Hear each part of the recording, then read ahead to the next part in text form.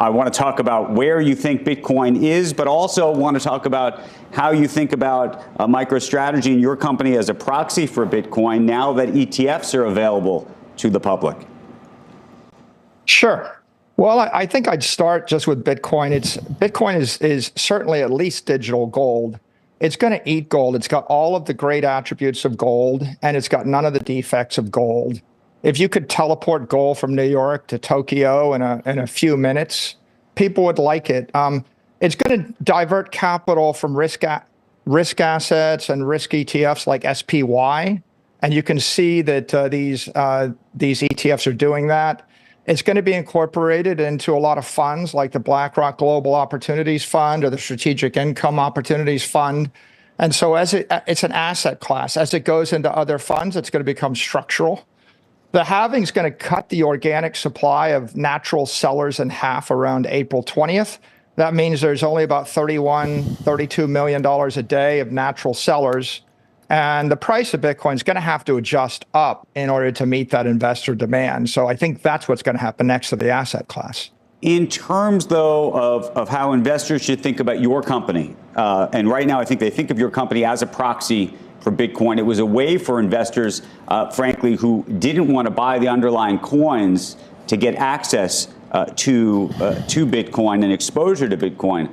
The question now, though, that these ETFs have been approved and folks are funneling money towards BlackRock and so many others, how should they think about your company versus doing that?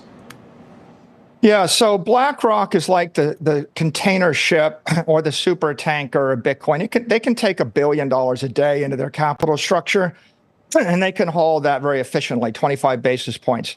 MicroStrategy is like air freight. We got higher performance. So what's going on here? MicroStrategy's got leverage. If we borrowed $800 million at 62 basis points, is there any company in the world that you wouldn't like to invest in that could borrow $1 billion at less than 1% interest to invest in your best idea? So we get that very intelligent leverage. It's non-recourse, it's unsecured, and then we buy Bitcoin with it. That leverage gives us volatility. It gives us performance. The performance gives us volatility. The volatility attracts capital, and we can then leverage more. It's kind of intelligent because it's convertible debt. It's given our shareholders more Bitcoin per share this week than they had a few weeks ago. So it's very accretive for them. And it's pretty compelling for every investor. If you're Bitcoin curious right now and you want to buy Bitcoin at the all-time high, how do you get the upside in Bitcoin with downside protection? MicroStrategy sold $800 million in debt, and we have $13 billion of Bitcoin on the balance sheet. So we're giving you an over-collateralized loan and the upside. But if you're a Bitcoin maximalist and you love Bitcoin and you want to hold it forever, the ETFs charge you 25 basis points. MicroStrategy is accreting. We're giving you a yield against your shares in a tax-efficient fashion. So the maximalists like the equity. The hedgers, they kind of like the upside with downside protection.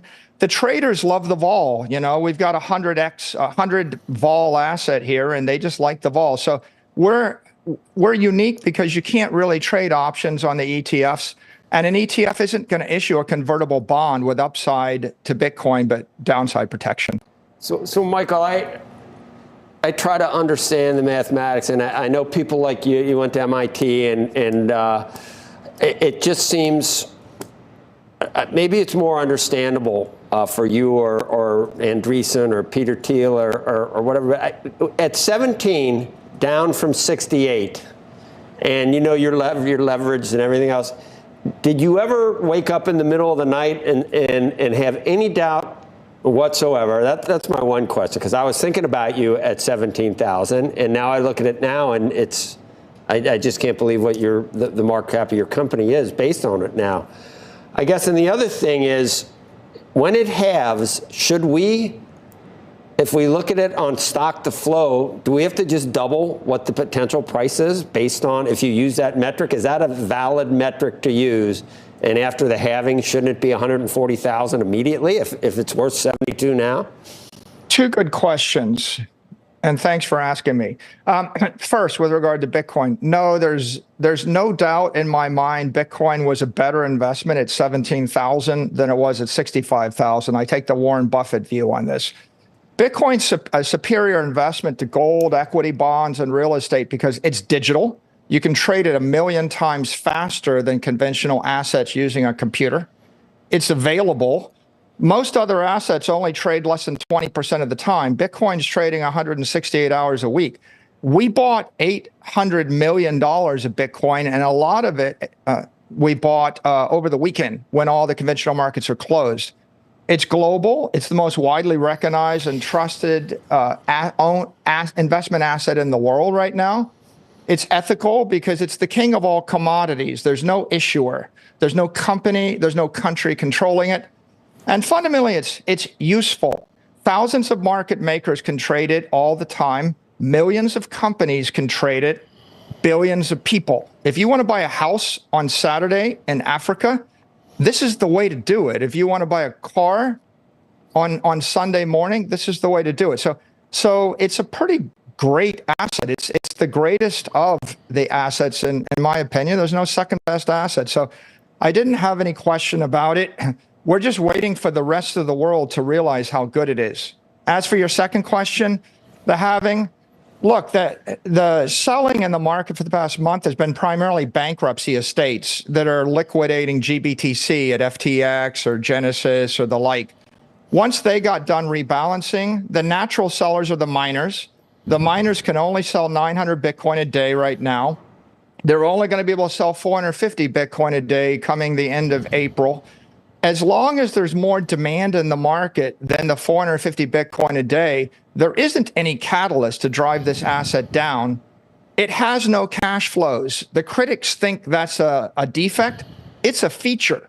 With no cash flows, no quarterly results, no product cycles, this is the longest lived asset in the financial ecosystem with the least uncertainty. We're buying it to hold it 100 years. So that being the case, that $66,000 to $16,000 crash, that shook out the tourists, that shook out the non-believers.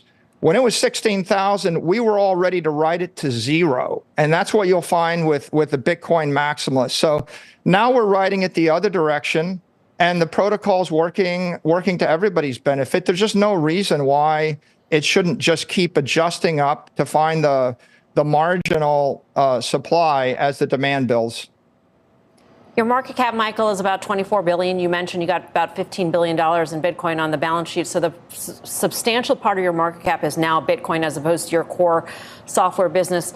Does a software business exist solely so you can borrow off of that in order to buy Bitcoin? And how can we understand right now the health of your business as you undergo transition of customers to cloud-based software?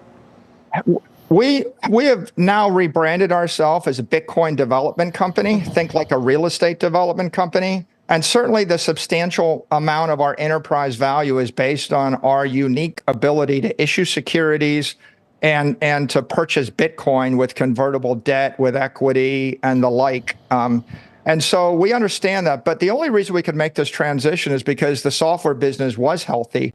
It does generate steady cash flow. It does allow us to issue debt, to issue equity. It does make us unique because we're able to, we've got a very functional options market. We've got a very functional debt market. And we've got a very stable operating business that we can use. If you look at our last result, we actually bought a lot of Bitcoin with operating cash or cash out of the operating business. And that is purely accretive to our shareholders. So we think we're unique, and that's working very, very well right now.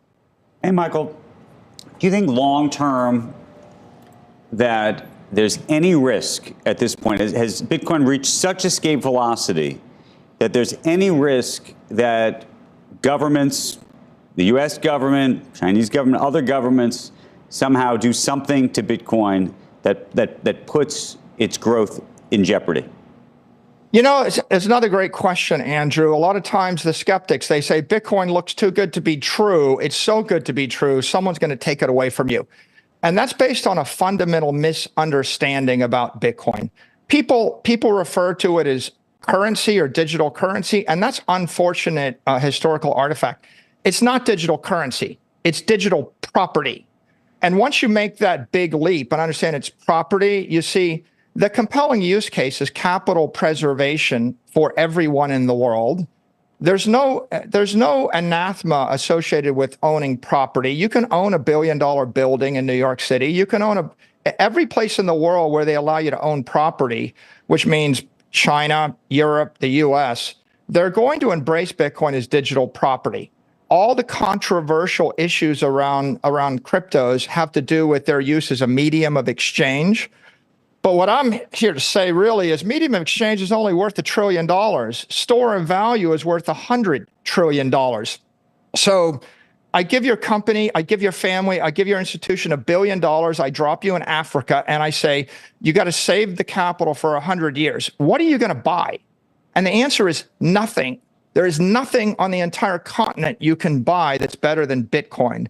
So Bitcoin's going to be embraced as property. It's going to be controversial if people think of it as a currency. So I would encourage people to think of it as digital property, $1 billion building in cyberspace. And hold it for 100 years. Does it ever have to be a currency? Or do you think it ever becomes a quote unquote currency? It doesn't have to be a currency.